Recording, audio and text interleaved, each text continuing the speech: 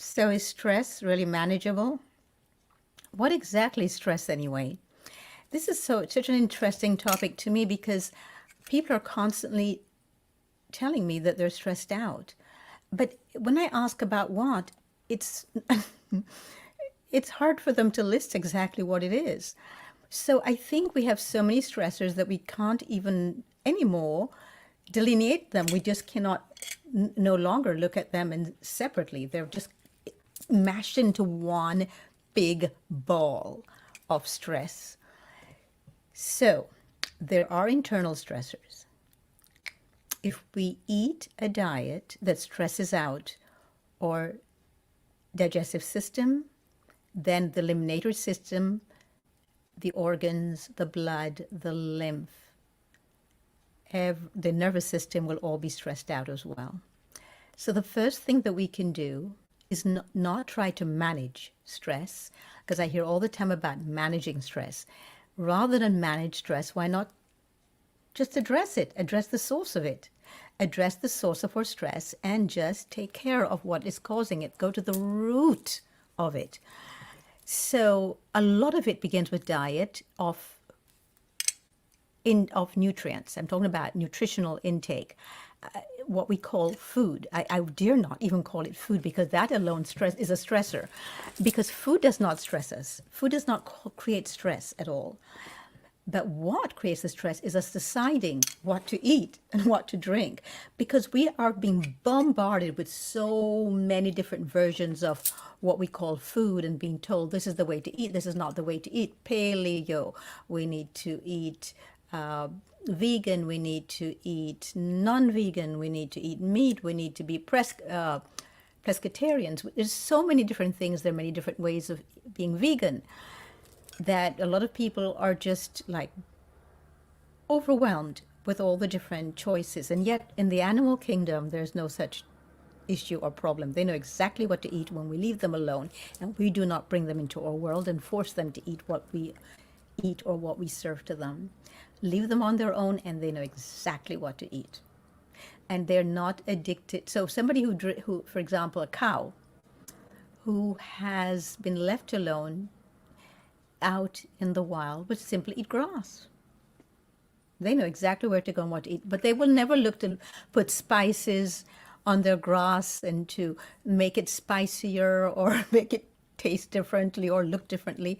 We're the only ones who do that. So we put all of this amount of pressure on ourselves to be perfect and to always do more and do better and to change the energy of the food and to make it look better, be better, all because we do not feel good about ourselves, I think. I think it's because we feel that we are not good enough. So we feel that everything that we take part in is not good enough. And what if, just what if you're good enough? What if all of us, just by being ourselves is enough? Problem is that most of us don't even know who we are anymore.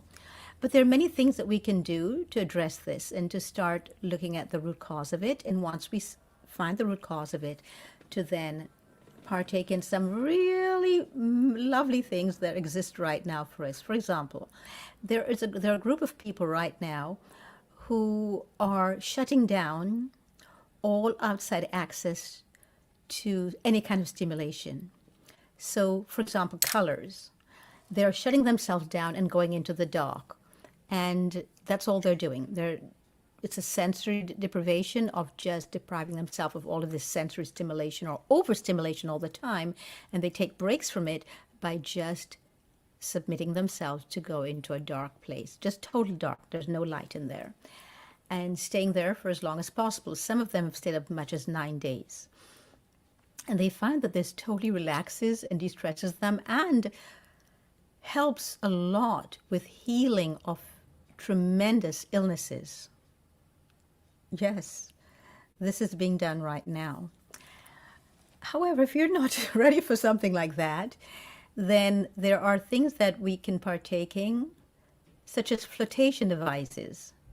Have you ever been in a flotation tank? Have you ever tried that? Because it can be very soothing because of the water, and we were in the womb.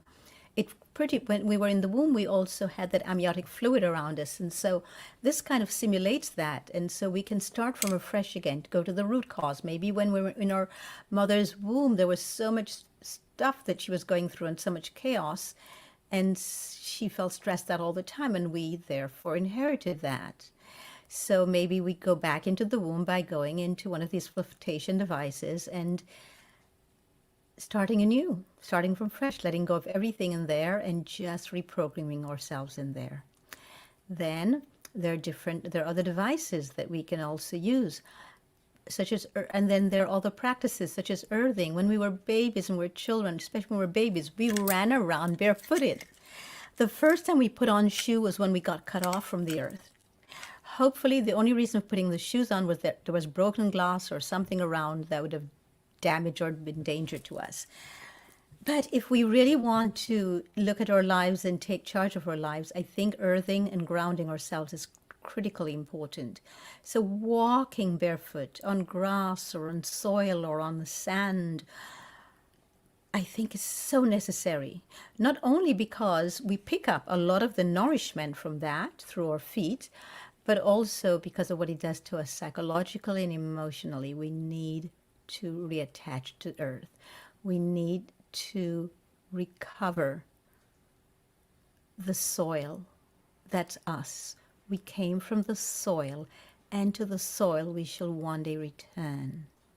And we need that remembrance on a regular basis. So taking time out and taking time off to just walk barefoot or lie down on the grass, lie down in the sand, lie down on the earth. Just lie down on Mother Earth. That is so healing. In Japan, there is this movement of forest bathing, where you can go into a forest, and it's interesting because as soon as people go into the forest, they just feel like a lot of the stress is just being melted away. Why? They're reconnecting to the truth of who they are. We are nature. We're part of nature, and we're an integral part of nature. And so reconnecting to our source, reconnecting to us, the spring, a spring of water, a waterfall, a pool of water, anything that is authentically from nature that we have not yet destroyed or changed, that will also help. Be out in who you are, which is nature. Run, walk, ride a bicycle, but go out in nature.